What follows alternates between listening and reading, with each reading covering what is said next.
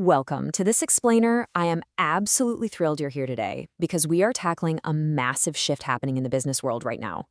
We're going to completely demystify ESG reporting, specifically for small and medium-sized enterprises.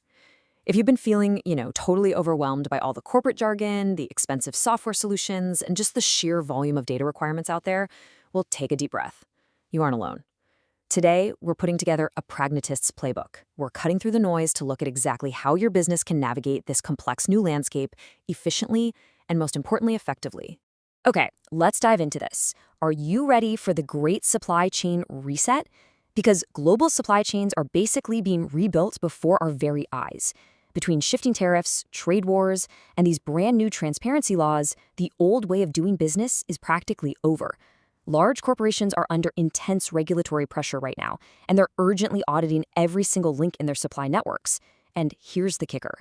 If their partners aren't compliant, those big players are purging them. Long-standing supplier relationships are breaking overnight, and smaller businesses are caught right in the middle of this massive shift.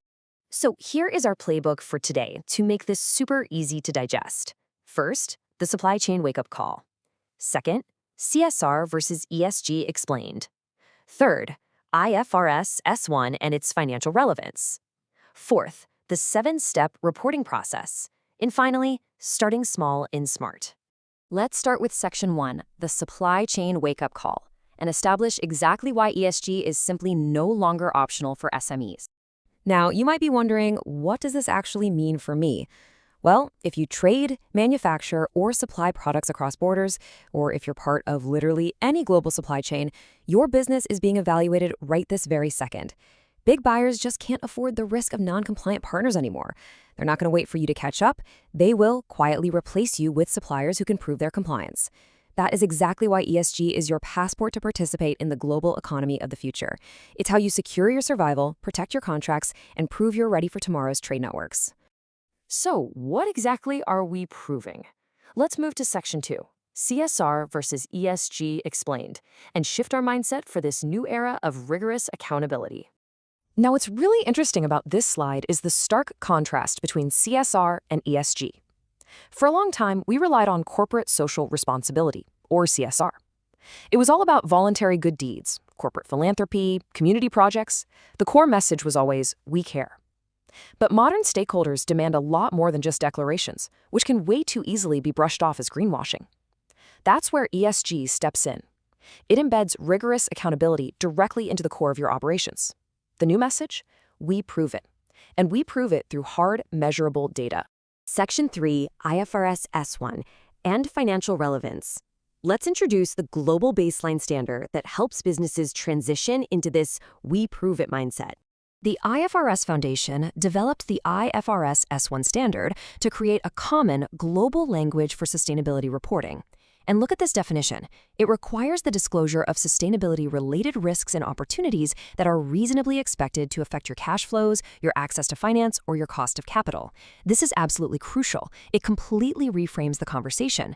ESG isn't some ideological fluff. It is strictly about financial relevance and long-term business resilience. It's about protecting your bottom line, period.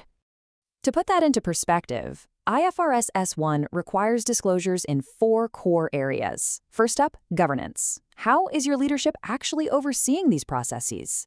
Second, strategy. How are you managing these risks and opportunities? Third, risk identification and monitoring. What's your day-to-day process for spotting these issues? And finally, performance. What is your actual progress toward the targets you've set? It's a complete, comprehensive loop connecting your boardroom strategy directly to your on-the-ground performance. Section 4, the 7-step reporting process. Now let's shift from the why into the how by introducing a highly practical life cycle for building your ESG report. And this brilliantly illustrates the entire 7-step roadmap. 1. Identify metrics. 2. Choose frameworks. 3. Collect data. 4. Prepare report. 5. Assure and verify. 6. Publish. 7. Monitor and improve. For an SME, mapping this out might seem a bit daunting at first glance, but having this structured roadmap is exactly how you turn vague sustainability commitments into actionable, credible disclosures.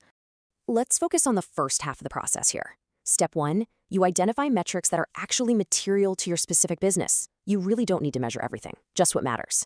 Step 2, you choose relevant frameworks, like IFRS S1, to ensure your reporting meets global standards. Step 3 is collecting the data. Honestly, this is often the toughest part, because things like energy consumption require a lot of cross-departmental collaboration. And step 4, you prepare the report, weaving those hard numbers together with your company's narrative. Let's move to and see how this builds into the final phases of the life cycle.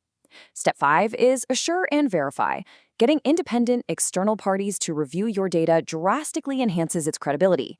Step 6 is to publish and proactively communicate those findings to your stakeholders. And step 7 is monitor and improve. ESG is an ongoing journey, right? It's an iterative process where continuous monitoring builds ultimate stakeholder trust. Section 5, starting small and smart. Let's pivot and de-escalate some of that anxiety for SME leaders who might be feeling overwhelmed right now. So the crucial point is, you do not need to boil the ocean. You don't need to go out and buy massive, complex corporate software that costs a fortune and requires a team of specialists to run. Those tools weren't designed for you anyway. Instead, start smart with just 3 to 5 key metrics using simple guided templates. Simplifying your approach like this reduces the burden on your team while still giving your larger partners exactly the data they need. What might those initial metrics actually look like? Well, for the environmental pillar, you could simply track your carbon emissions. For social, you could measure your employee turnover. And for governance, you might document your board diversity. By picking just 1 or 2 highly relevant metrics from each category, you create a totally manageable, highly actionable starting point. I really want you to take away this thought. Transparency is key. Even partial progress, if honestly reported, builds more trust than polished perfection. If you're just starting out and say your carbon footprint isn't quite where you want it to be yet, that's completely fine. Report the honest numbers, outline your strategy to improve, and show your work. Honest, partial progress is vastly superior to silence or greenwashing, for sure. Which leaves us with one final provocative question to think about. Will you treat ESG as just a compliance chore, or as your passport to the future global economy? Ignoring this shift isn't just rejecting an agenda, it's rejecting a massive opportunity to protect and grow your business. Transparency is the new currency of global business. By starting smart today, you aren't just surviving tomorrow's regulations, you're positioning your business to lead. Thank you so much for joining me for this explainer. Now go take that first step.